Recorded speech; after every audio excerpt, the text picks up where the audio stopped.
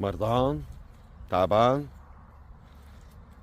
عم تروح وتراجع دكاترة وعم تراجع أخصائيين وعم تاخد دواء ونفسيتك تعبانة.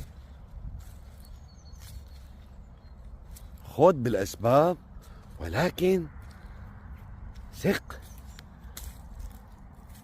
أن الله هو الشافي.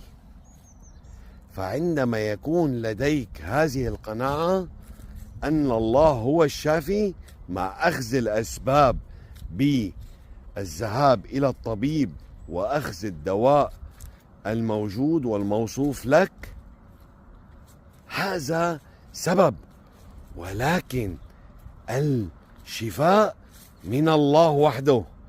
فإذا مرضت هو يشفيني. فعندما يكون لديك هذه الثقة أن الله هو الشافي،